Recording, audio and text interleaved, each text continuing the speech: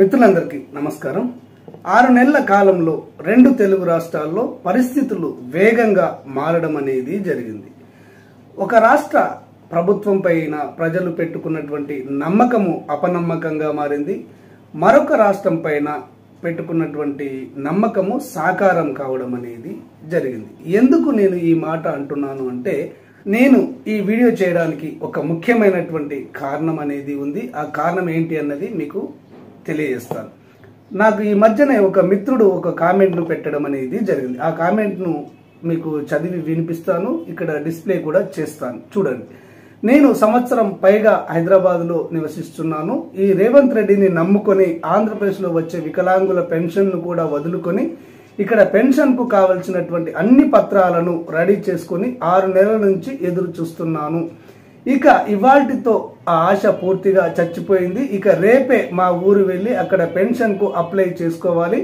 ఈ కాంగ్రెస్ ప్రభుత్వంలో పేదలకు మంచి జరగదు, కాంగ్రెస్ పార్టీకి ఓటు వేసి చాలా బుద్ధి తక్కువ పని చేశాను అని చెప్పేసి ఇక్కడ శ్రీనివాస్ అనే వ్యక్తి కామెంట్ చేయడం అనేది జరిగింది.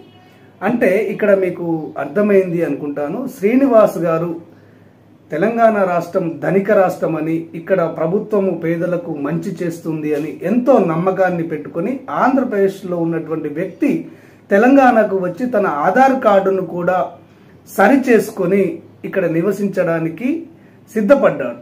కానీ 6 నెలలు తిరిగేసరికి తన అభిప్రాయము తప్పు అని చెప్పేసి అతను గుర్తించి తిరిగి ఏపీకి వెళ్ళిపోవడానికి సిద్ధపడ్డాడు. ఒకసారి ఆలోచన చేయండి. ఈ కామెంట్ తోని 2 తెలుగు రాష్ట్రాల పైన ఎవరి పరిపాలన బాగుంది, ఏ రాష్ట్ర ప్రజలు ఏ ప్రభుత్వం పైన ఎంత నమ్మకాన్ని పెట్టుకున్నారు అనేది మనకు స్పష్టంగా అర్థం కావడం అనేది జరుగుతుంది. 6 నెలల తేడాతోటి 2 తెలుగు రాష్ట్రాల్లో, ఇటు తెలంగాణలో కానివ్వండి అటు ఆంధ్రప్రదేశ్లో కానివ్వండి కొత్త ప్రభుత్వాలు అధికారంలోకి రావడం అనేది జరిగింది. ఈ ప్రభుత్వాలు అధికారంలోకి రావడానికి ప్రజలకు అనేక హామీలను ఇవ్వడం అనేది జరిగింది. ఇక్కడ తెలంగాణలో మనం చూసుకున్నట్లయితే కాంగ్రెస్ పార్టీ చాలా హామీలను ఇవ్వడం అనేది జరిగింది. అందులో ముఖ్యమైనది ఇక్కడ ఆసరా పెన్షన్ల పెంపు. కాంగ్రెస్ పార్టీ అధికారంలోకి వచ్చిన తర్వాత వెంటనే పెంచుతామని కాంగ్రెస్ పార్టీ రేవంత్ రెడ్డి హామీ ఇవ్వడం అనేది జరిగింది. ఈ హామీని నమ్మి తెలంగాణ ప్రజలు కాంగ్రెస్ పార్టీని గెలిపించడం అనేది జరిగింది. తీరా గెలిచిన తర్వాత అధికారంలోకి వచ్చి 8 నెలలు దాటుతున్నా గానీ ఈ ఆసరా పెన్షన్ల పైన ఎలాంటి స్పష్టమైనటువంటి ప్రకటనను చేయడం లేదు. అసలు పెంచుతారా, పెంచరా, పెంచితే ఎప్పుడు పెంచుతారు అన్న విషయాన్ని కూడా పాలకులు తెలియజేయడం లేదు. దీనివల్ల ఇక్కడ తెలంగాణ రాష్ట్రంలో రేవంత్ రెడ్డి పైన కానివ్వండి, కాంగ్రెస్ పార్టీ పైన కానివ్వండి ప్రజలు పెట్టుకున్నటువంటి నమ్మకము అపనమ్మకంగా మారిందని చెప్పవచ్చు. ఇక ఆంధ్రప్రదేశ్ రాష్ట్ర విషయానికి వచ్చినట్లయితే ఆంధ్రప్రదేశ్ రాష్ట్రంలో అక్కడ కూటమి ప్రభుత్వము నారా చంద్రబాబు నాయుడు గారు ముఖ్యమంత్రిగా ప్రమాణ స్వీకారం చేసి 2 నెలలు కూడా దాటలేదు. వారు ఇచ్చిన హామీని, అంటే ఇక్కడ వారు కూడా ఆ రాష్ట్రంలో ఈ పెన్షన్లను పెంచుతామని హామీ ఇవ్వడం అనేది జరిగింది. అధికారంలోకి వచ్చినటువంటి 18 రోజుల్లోనే వారు ఇచ్చినటువంటి హామీని నెరవేర్చి ఇక్కడ వృద్ధుల వితంతుల పెన్షన్ను 4,000 రూపాయలకు, వికలాంగుల పెన్షన్ను 6,000 రూపాయలకు పెంచి 2వ నెల కూడా పంపిణీ చేయడం అనేది జరిగింది. ఆ రాష్ట్రంలో ఆ ప్రభుత్వం ఇచ్చినటువంటి హామీని నెరవేర్చి ప్రజల యొక్క నమ్మకాన్ని నిలబెట్టుకుంది అని చెప్పవచ్చు. గతంలో ఇక్కడ తెలంగాణ రాష్ట్రంలో అధికారంలో ఉన్నటువంటి బీఆర్ఎస్ పార్టీ భారతదేశం మొత్తంలో కూడా అన్ని రాష్ట్రాలలో కలిపితే అత్యధికంగా పెన్షన్ అందించే రాష్ట్రం మన తెలంగాణ రాష్ట్రమే అని ముఖ్యమంత్రి కేసీఆర్ గారు అప్పుడు గొప్పలు చెప్పుకునేవారు. కానీ ఇప్పుడు ఒకసారి మనం పరిశీలించినట్లయితే భారతదేశం మొత్తంలో అత్యధికంగా పెన్షన్ అందిస్తున్నటువంటి రాష్ట్రం ఆంధ్రప్రదేశ్ రాష్ట్రము అని గుర్తింపు పొందడం అనేది జరిగింది. ఇక్కడ పూర్తిగా వైకల్యం బారిన పడినటువంటి వికలాంగులకు, అంటే మంచం పై నుంచి లేవలేనటువంటి వారికి, వీల్ చైర్కే పరిమితమైనటువంటి వారికి నెలకు 15,000 రూపాయల పెన్షన్ను ఆంధ్రప్రదేశ్ రాష్ట్రం అందించడం అనేది జరుగుతుంది. అత్యధికంగా 15,000 రూపాయలు ఒక నెలకు అందించే రాష్ట్రంగా ఆంధ్రప్రదేశ్ రాష్ట్రం గుర్తింపు పొందడం అనేది జరిగింది. మన తెలంగాణలో గతంలో కేసీఆర్ ఇచ్చినటువంటి 4,016 రూపాయలే అత్యధికంగా ఉన్నాయని చెప్పవచ్చు. ఇక తర్వాత ఈ పెన్షన్ల పంపిణీకి సంబంధించి ఒకసారి మనం పరిశీలన చేసినట్లయితే ప్రతి నెల 1వ తారీఖునే టచన్గా ఏపీ ప్రజలకు పెన్షన్ అందడం అనేది జరుగుతుంది. కానీ మన తెలంగాణలో మాత్రము 3 నెలల పెన్షన్ బకాయిలు కూడా కొన్ని జిల్లాల్లో ఇప్పటికీ పెండింగ్లోనే ఉన్నాయి. ఏ రోజున పెన్షన్ ఇస్తారో తెలియదు. ప్రతి నెల కూడా 25వ తారీఖు దాటిన తర్వాతనే ఈ పెన్షన్లను ఇవ్వడం అనేది జరుగుతుంది. సరే, 25వ తారీఖు దాటిన తర్వాత పెన్షన్లు ఇస్తున్నారు, ఒకే రోజు అన్ని జిల్లాల్లో ఇస్తున్నారు అంటే అది లేదు. ఎవరికి ఎప్పుడు ఇస్తారో తెలియదు. ఒక నెల పెన్షన్ మరొక నెలలో ఇవ్వడం అనేది జరుగుతుంది. ఈ విధంగా కూడా వికలాంగులు, తెలంగాణ వికలాంగులు కానివ్వండి, వృద్ధులు కానివ్వండి చాలా సఫర్ అవుతున్నారని చెప్పవచ్చు. ఇంకో ముఖ్య విషయం ఏంటంటే ఆంధ్రప్రదేశ్ రాష్ట్రం 1వ తారీఖున టర్కీ అంటే మొన్న డిస్ట్రిబ్యూషన్ నేను పరిశీలించాను. 30,000 మందికి దాదాపు 97% ఒకే రోజు పెన్షన్ను డిస్ట్రిబ్యూషన్ చేయడం అనేది జరిగింది. ఈ డిస్ట్రిబ్యూషన్ కూడా ప్రజలకు ఎలాంటి ఇబ్బంది కలగకుండా ఇంటింటికి వెళ్ళి ఈ పెన్షన్ను అందించడం అనేది జరిగింది. కానీ తెలంగాణలో మాత్రం ఏం జరుగుతుంది? ఈ పెన్షన్ 25వ తారీఖున వేస్తారు. పోస్ట్ ఆఫీస్కి వెళ్ళి తీసుకోవాలి అంటే అప్పటికే చాలా మంది ఎదురు చూస్తుంటారు. కాబట్టి ఆ పోస్ట్ ఆఫీసుల ముందల చాలా పెద్ద క్యూ కట్టవలసి వస్తుంది, లైన్ కట్టవలసి వస్తుంది. ఈ లైన్లో నిలబడి తీసుకోవాలి అంటే ఇక్కడ కాళ్ళు చేతులు లేనటువంటి వికలాంగులు, వయసు అయిపోయినటువంటి వృద్ధులు చాలా ఇబ్బందులకు గురవుతున్నారు. ఇంకా ఎండాకాలం వచ్చినట్లయితే వారి బాధ వర్ణనాతీతం. ఇక్కడ ప్రభుత్వం ఎలాంటి నీడ సౌకర్యాన్ని కల్పించదు. ఎండలోనే వారు నిలబడి ఒక 5-6 గంటలు వారు ఆ విధంగా తీవ్ర ఇబ్బందులు పడి ఆ పెన్షన్ను తీసుకోవడం అనేది జరుగుతుంది. ఒకసారి పరిశీలించండి. ధనిక రాష్ట్రంలో ఏ విధంగా పెన్షన్ డిస్ట్రిబ్యూషన్ జరుగుతుంది, పేద రాష్ట్రంలో ఏ విధంగా పెన్షన్ డిస్ట్రిబ్యూషన్ జరుగుతుంది. తేడా ఏంటి అంటే పరిపాలకులలో తేడా. పరిపాలకులకు ఉండవలసింది ప్రజలపైన ప్రేమ. వీరికిచ్చేది భిక్షమే, వీళ్ళు ఏ విధంగా తీసుకుంటే మాకేంటి అన్న నిర్లక్ష్య ధోరణము తెలంగాణ రాష్ట్రంలో స్పష్టంగా కనపడుతుంది. ప్రజలు దేవుళ్ళు అని, వారు ఓటు వేస్తేనే మేము గెలిచాము అన్న భావన ఆంధ్రప్రదేశ్లో స్పష్టంగా కనపడడం అనేది జరుగుతుంది. ఇక తర్వాత మనం చూసుకున్నట్లయితే ఆంధ్రప్రదేశ్ రాష్ట్రంలో నిన్న ఒక వార్తను నేను చూశాను. ఒకే ఇంట్లో 34,000 రూపాయల పెన్షన్ను ఒక నెలలో అందించడం అనేది జరిగింది. అంటే ఆ ఇంట్లో 2 వికలాంగులు ఉన్నారు.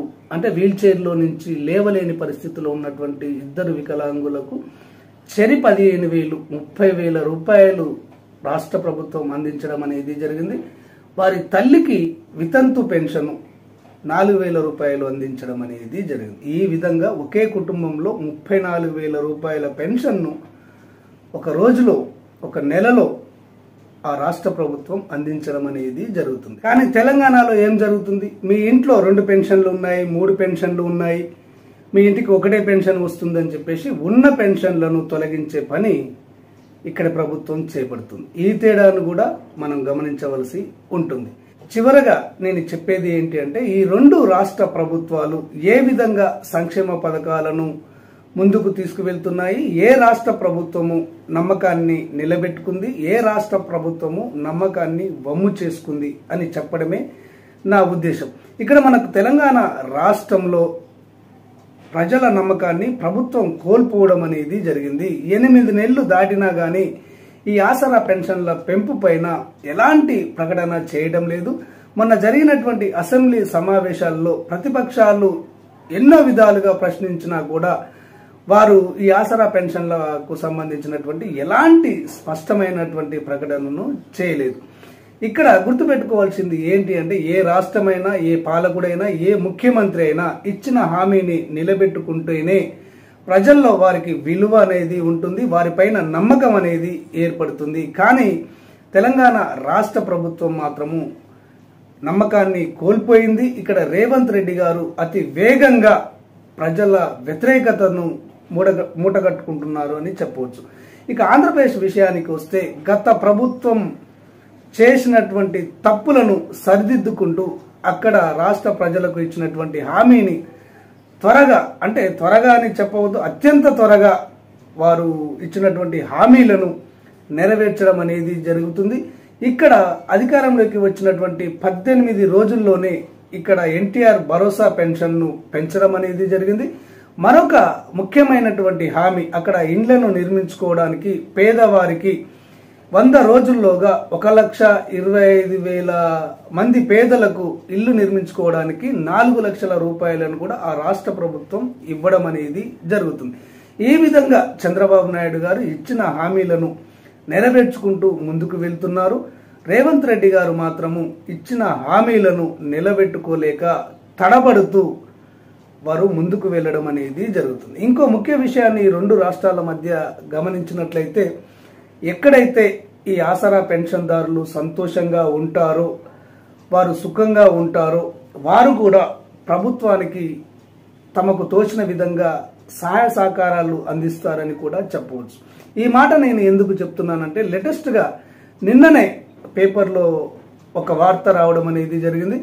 ఆంధ్రప్రదేశ్ రాష్ట్రంలో అమరావతి నిర్మాణానికి ఒక వికలాంగుడు తనకు వచ్చినటువంటి 10,000 రూపాయల పెన్షన్ను కూడా నారా చంద్రబాబు నాయుడు గారికి డొనేట్ చేయడం అనేది జరిగింది. ఒకసారి చూడండి ఆంధ్రప్రదేశ్లో ఉన్నటువంటి వికలాంగులు ఎంత సంతోషంగా ఉన్నారో.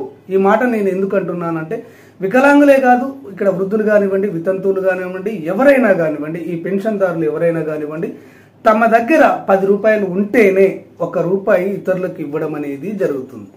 ఇక్కడ ఆంధ్రప్రదేశ్ రాష్ట్రంలో వికలాంగుల దగ్గర 10 రూపాయలు ఉన్నాయి.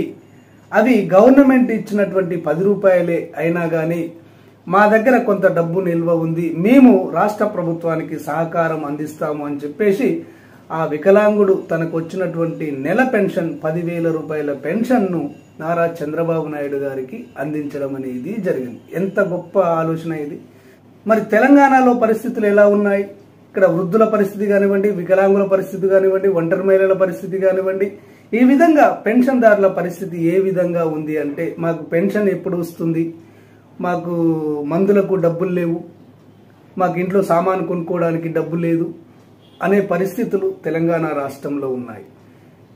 అక్కడ ఆ విధమైనటువంటి పరిస్థితులు ఉన్నాయి, ఇక్కడ ఈ విధమైనటువంటి పరిస్థితులు ఉన్నాయి. ధనిక రాష్ట్రంలో ఇక్కడ ఈ రాష్ట్ర ప్రభుత్వ వ్యవహారం వల్ల ప్రజలు తీవ్రమైనటువంటి అసౌకర్యానికి, ఇబ్బందులకు గురవుతున్నారు. అటు పేద రాష్ట్రంలో అక్కడి పరిపాలకుల వల్ల ఆ ప్రజలు సుఖ సంతోషాలతో ఉన్నారని మనకు స్పష్టంగా అర్థమవుతుంది. ఈ తెలంగాణ రాష్ట్ర ప్రభుత్వము ఈ ఆసరా పెన్షన్లను ఇప్పట్లో పెంచే ఆలోచన చేయటం లేదు అని మనకు అనిపిస్తుంది. ఈ ప్రభుత్వం మెడలు వంచాలి అంటే ఉద్యమం చేయక తప్పదు. 2007లో జరిగినటువంటి బషీర్బాగ్ చౌరస్తా దిగ్బంధం లాంటి మరొక ఉద్యమాన్ని ఈ కాంగ్రెస్ పార్టీ త్వరలో చూడబోతుంది. దీనికి సంబంధించినటువంటి కార్యాచరణ రూపొందిస్తున్నారు. ఆ విషయాలన్నీ కూడా రానున్నటువంటి 10-15 రోజుల్లో మీకు అందించడం అనేది జరుగుతుంది. మనం అందరము కూడా వికలాంగులము, వృద్ధులము, వితంతువులము లక్షలాదిగా హైదరాబాద్ను దిగ్బంధిస్తేనే ఇక్కడ రేవంత్ రెడ్డికి బుద్ధి రావడం అనేది జరుగుతుంది, మన పెన్షన్లు పెరగడం అనేది జరుగుతుంది. ఆ వివరాలన్నీ కూడా మీకు నేను వెంటనే తెలియజేస్తూ ఉంటాను. ఈ సమాచారం మీకు తెలియాలి అంటే అంతర్నేత్ర ఛానల్ను తప్పకుండా సబ్స్క్రైబ్ చేసుకోండి. ధన్యవాదాలు.